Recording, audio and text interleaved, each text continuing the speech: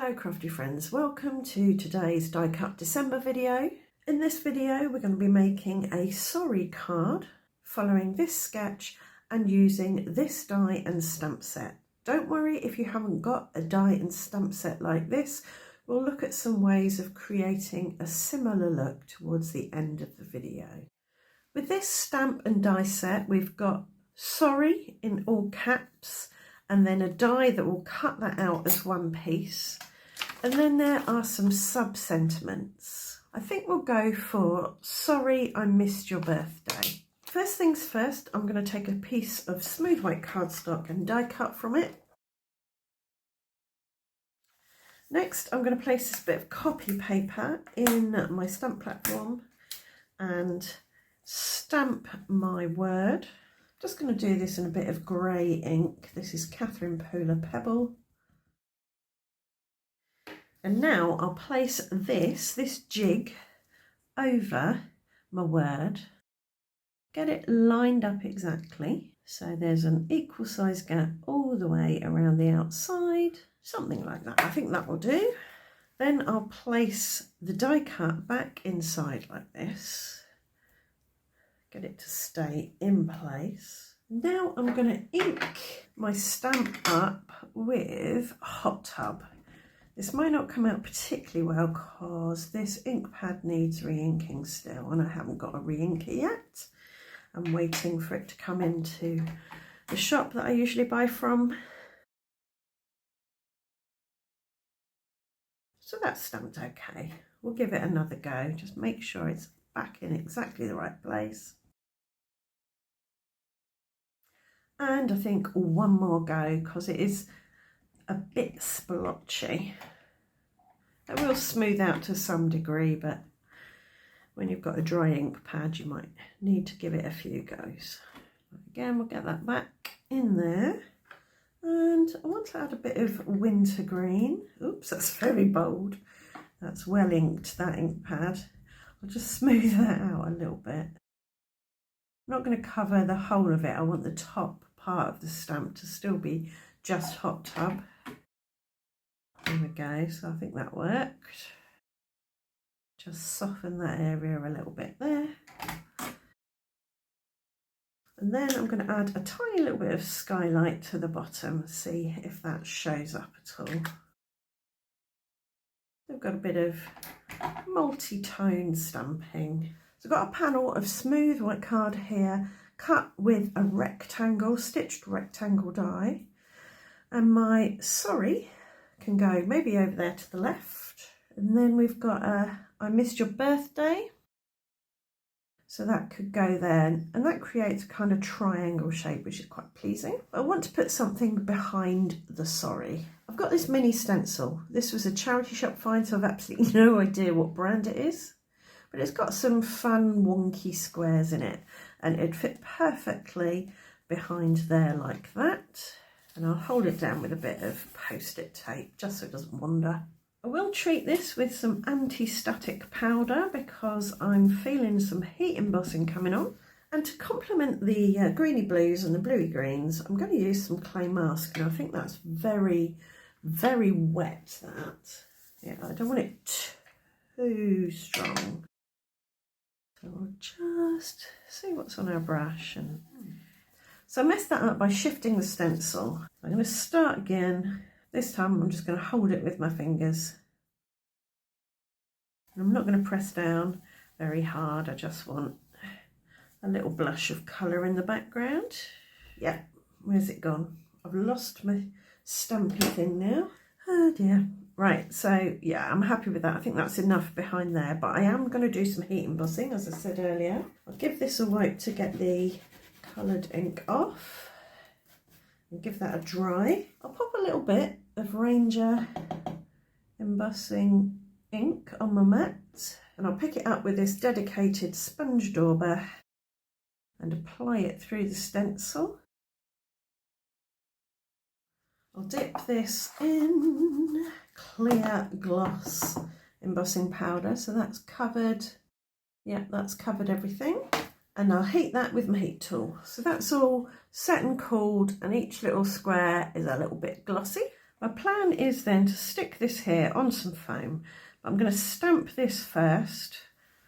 I think in the darkest of the colours that I use, Skylight. So this is a brand new stamp, never been used before, and I'm just going to prepare it by wiping my finger over it to kind of prime the surface.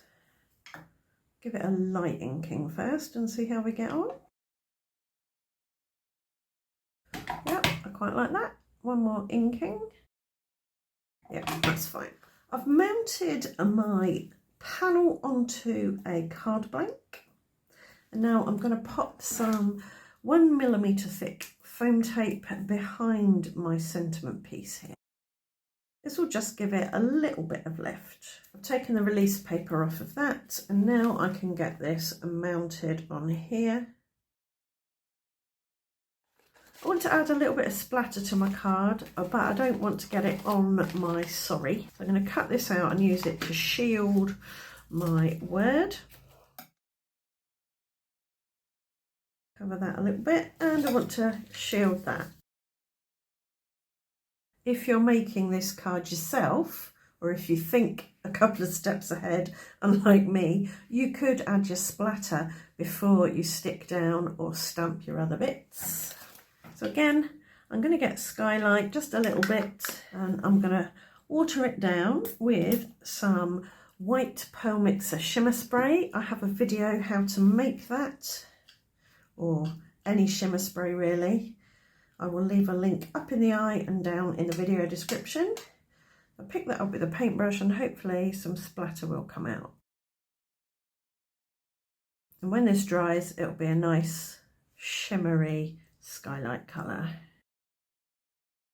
Obliterated the clean element of this card because I'm now getting splatter everywhere, but that's okay. I think my cards at the moment are tending less towards the clean and more just towards the fairly simple. I can take a clean bit of baby wipe and just gently dab up some of the splatters if I want to.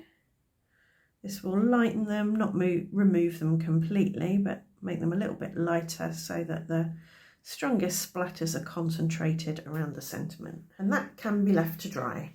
Right, what I'm going to do now is show you some other ways of maybe creating this kind of thing if you haven't got the stamp and die set.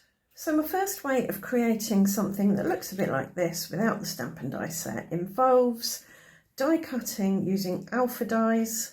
And I'm going to cut the word sorry out of some fun foam.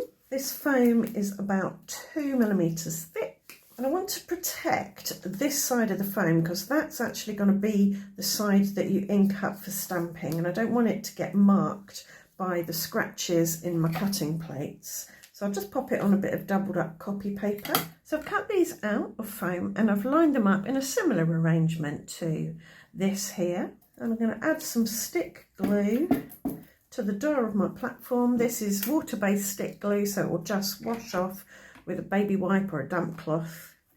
And it will wash off the foam shapes if you want to keep those. So I can pick those up, make sure they're stuck down securely, and then, oops, that's glued the magnet to the door. And then I'm going to go in with Hot Tub and add that all over like I did with the other one.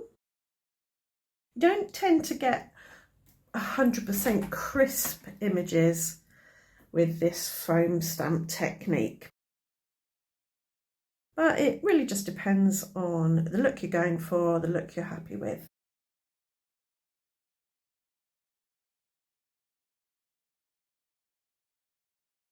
So that's Hot Tub done. I'm going to add some, what's this one, sea foam? No, Skylight.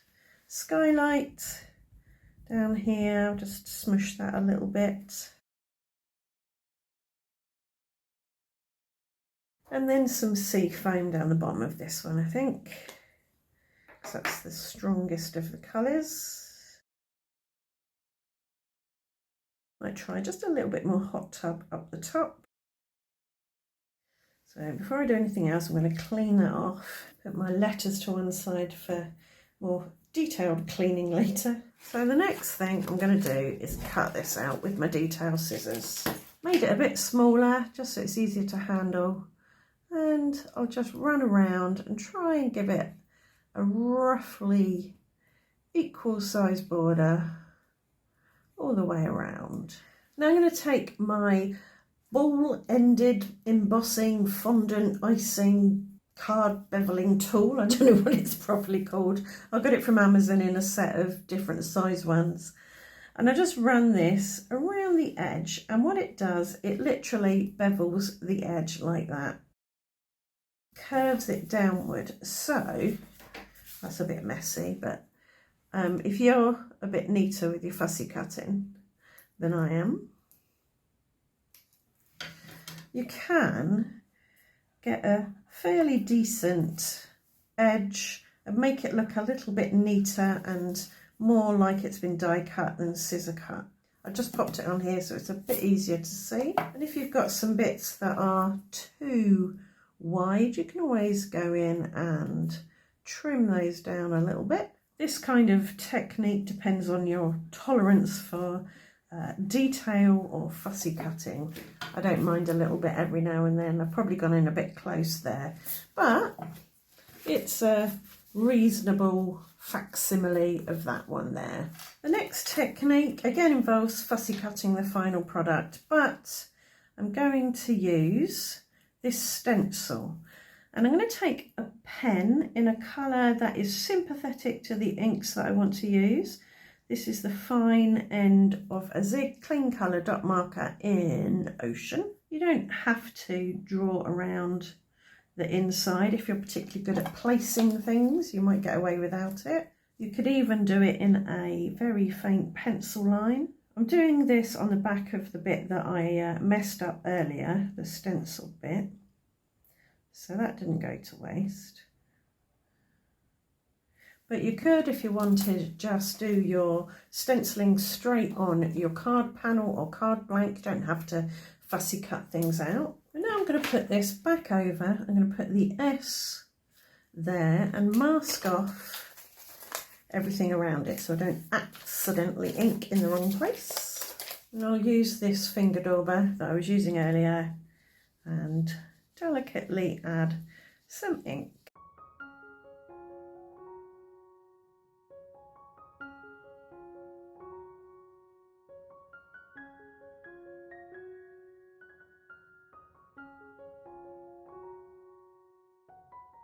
So I will blend that with this, but I will go a bit darker. I'll get some more skylight on this, I think. And just add a bit more down the bottom there.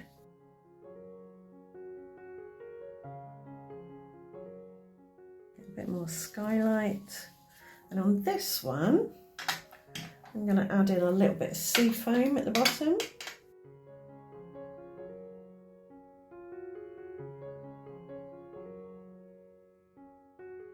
And just do sea foam on that one. And as I say, you could leave that like that, or you could cut it out with your scissors and bevel it with your embossing tool.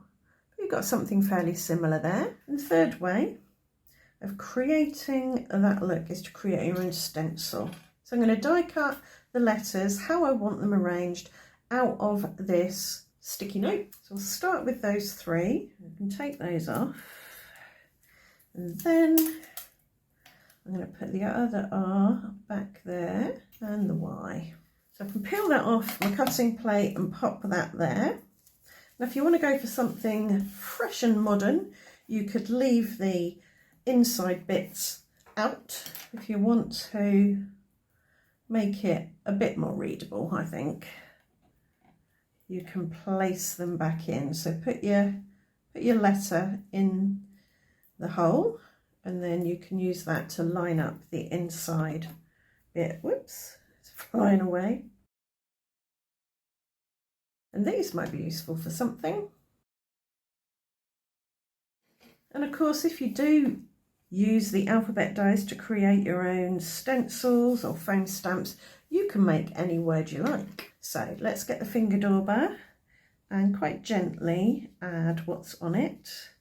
That's, oops, I've moved that. Let's try getting that roughly in the right place again. So just gently do it. If you've got more robust masking paper, you could be a bit more rough with it.